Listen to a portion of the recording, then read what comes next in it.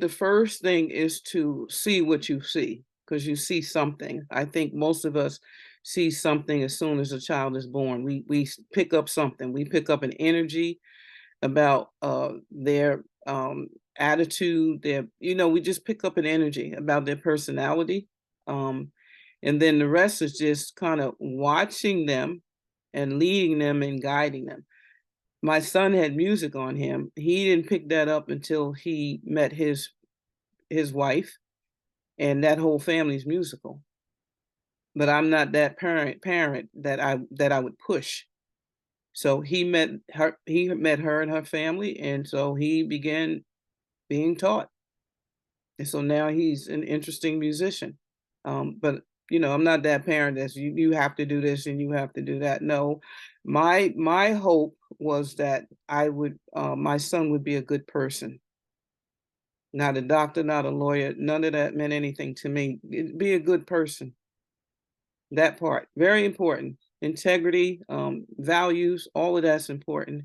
Um, we have to be okay with what we model. So I know your children are in a good environment and got two great parents that modeling, you know, uh, that you've gone after whatever you believe God called you to be, and you pay attention to their interests and you let them pursue and reasonably, and they will get to wherever they need to get to. For one thing, the word says every knee will bow. So the hope is that is bowing not just because guess what? Now I have to. I'm willing. I am willing to enjoy and explore the things that are of interest to me. And they will because they're exposed. My mother did a great job of exposing us to a lot of things in the community and the church that we were in. There was sleepaway camp for 2 years. I mean, 2 weeks up in New York every summer. That was huge. A lot of other things, Girl Scouts, just there was a lot of stuff that we were exposed to, and it allowed us to each pretty much go in the direction that we were supposed to go in. I don't think anybody in my family is doing something they don't want to do. So that's a blessing.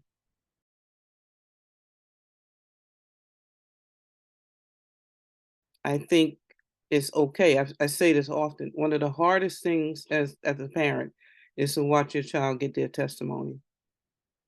So they will stretch your faith. Or it's an opportunity for your faith to be stretched. Um,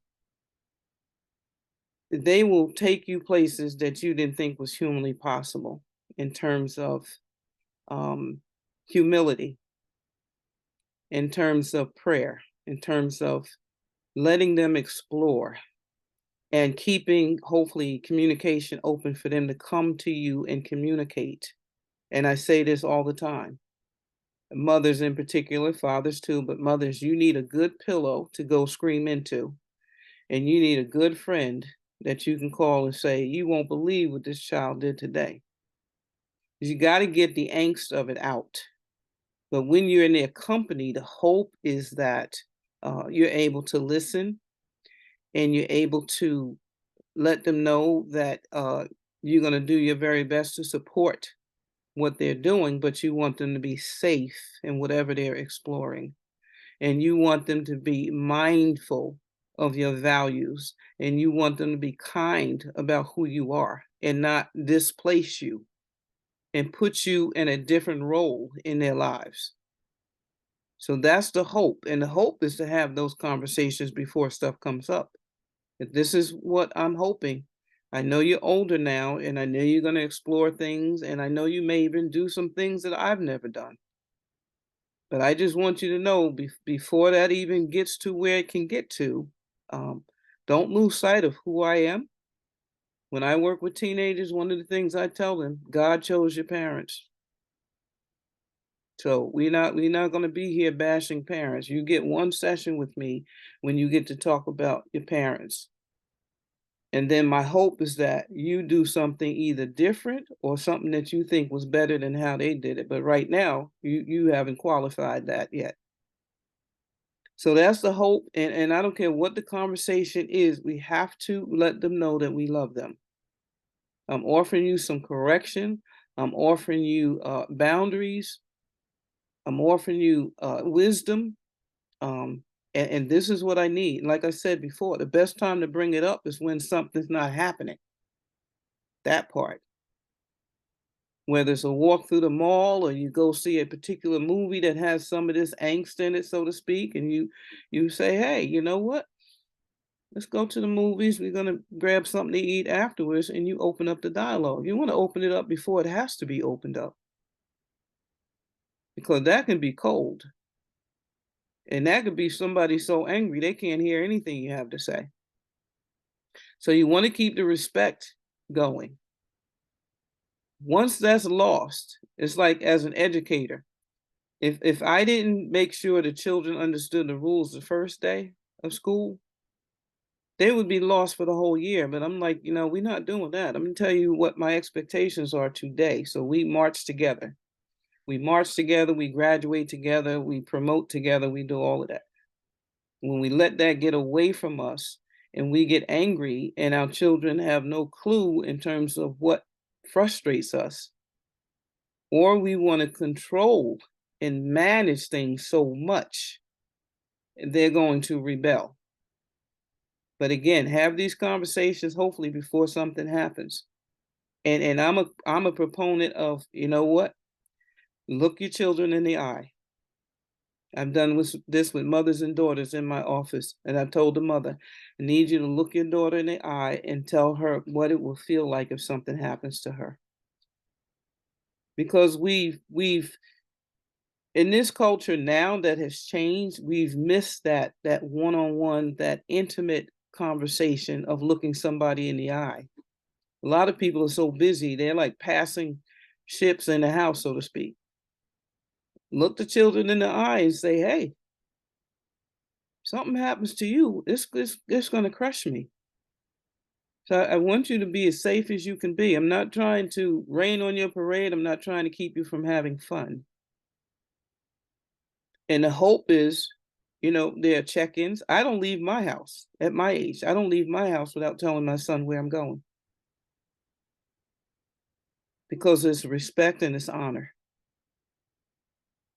So put that stuff in place as soon as possible. If it's not in place, double back, get it in place, hear what they have to say back to you, and doesn't require any anger or anything, and let them talk. Well, I think I'm old enough I shouldn't have to check in. And it's not a should have to check in, it is a necessity because the world is interesting out there. Not in our homes, but out there. And so we have to impress upon them that this is safety. This is because I love you that much. I'm not trying to control anything. I love you. And I'm home watching the news at 10 o'clock. I don't see it anymore. I used to say, do you know where your children are? I'm at home, but if I know that you're at the mall and something happened somewhere else in town, I'm not concerned that you're somewhere and I don't know where you are. So have the conversation, have the dialogue, like I said, without any anger or anything, just heartfelt. Tell people, and not just children, tell people how you feel about things so that they know what will hurt you. Somebody come get me. If we don't tell people what will hurt us, guess what? You're going to get hurt without them knowing it. And then they can't change it because you're already hurt. So we got to be clear about who we are. Those looking to date, yeah, you've seen me on YouTube. You got to let people know who you are when they show up so that guess what? They're not bringing more injury or they don't have the capacity, as we say, to re-injure you. But we don't give people information, guess what? We're going to get hurt. And I'm way beyond I will recover. I know that I probably will recover, but I don't need to be always recovering from something because I didn't tell somebody the truth or give them enough information about how I roll or how I'm wired. And it's okay if they make a decision not to be there. So let your children know, yes, you got children in 3 different age brackets and it's changed. I was talking to somebody the other day about social media, all this, that the youngest one, that will be interesting, more interesting than the 21-year-old. But what these children, the next generation, has to contend with, it's a lot, and we have to be knowledgeable about it. So I hope that helps you.